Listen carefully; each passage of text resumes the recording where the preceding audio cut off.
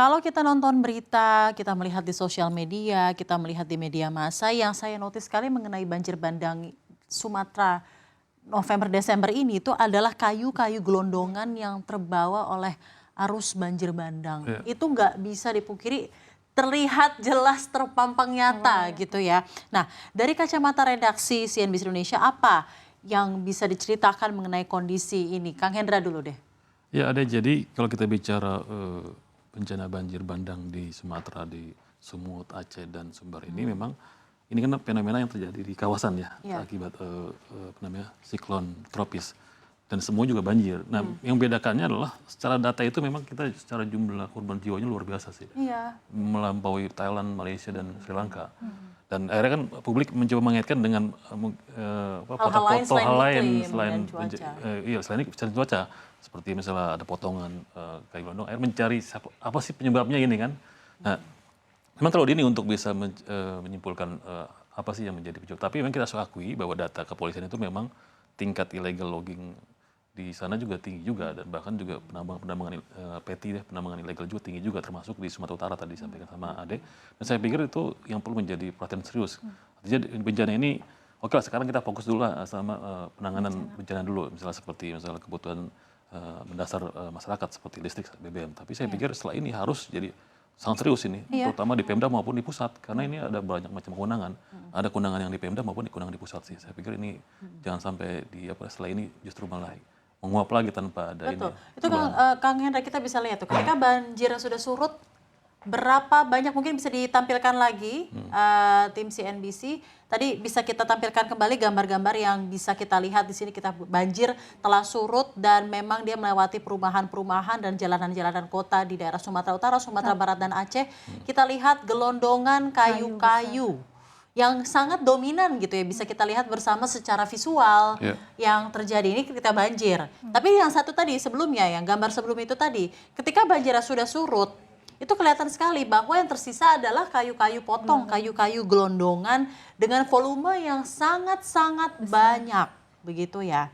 Dan ini mengindikasikan gitu ya, dari mana nih kayu-kayu ini asalnya? Ya kan maksudnya secara awam kita pasti akan berpikir seperti itu lah ya. Dari mana kayu-kayu ini asalnya? Apakah memang kalau kayunya itu tumbang ataupun hal-hal alam, apakah memang sebanyak ini gitu ya? Kan kita pasti bertanya-tanya. Nah, apakah volume dan jenis kayu yang ditemukan di lokasi bencana ini bisa jadi indikator awal nih Uni Wilda, bahwa deforestasi di Sumatera sudah mencapai tingkat yang berbahaya? Ya sebenarnya mungkin dari berangkat dari fakta-fakta ya kayu-kayu yang di pinggir pantai yang terbawa arus dari banjir itu mungkin bisa dari titik awal untuk bisa dibilang mungkin investigasi lebih lanjut gitu ya, biar publik benar-benar mengetahui ini sebenarnya kayunya dari mana, dari hutan yang sebelah mana, dan apakah ini benar dari ilegal atau malah ternyata yang memang dari perusahaan yang sudah berizin.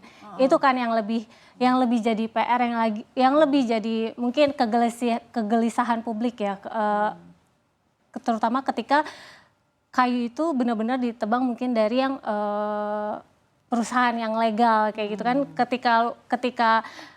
Ketika yang ilegal aja kita udah tahu dampaknya, yang legal aja kita pasti ada dampaknya gitu. Dia dengan perizinan, dengan berbagai syarat aja kita udah tahu dampaknya seperti apa, apalagi yang ilegal.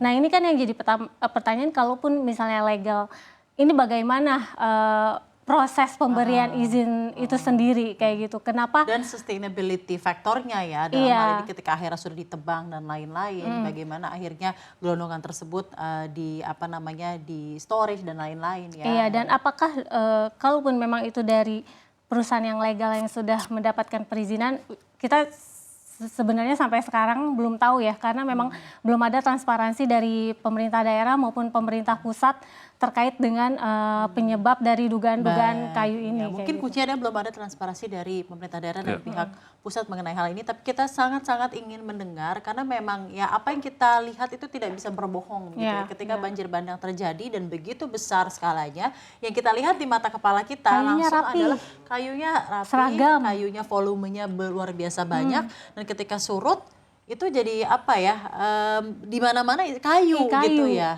Bukan kayak debris rumah, Betul. bukan debris pohon, Betul. ada daun. Gelondongan kayu daun lah juga ya enggak, gitu ya. Itulah cara alam berbicara mungkin. Nah, itulah cara Mother Earth ya, Mother Earth atau Bumi Pertiwi berbicara bahwa mungkin cukup begitu ya. Tapi kita coba akan lanjutkan lagi di Editor's View segmen berikutnya usai jeda, masih mengenai tema banjir dan longsor yang terjadi yang juga mengakibatkan begitu banyak korban saudara-saudara kita di Sumatera. Kita akan lanjutkan usai jeda, tetaplah bersama kami di CNBC Indonesia. Silakan.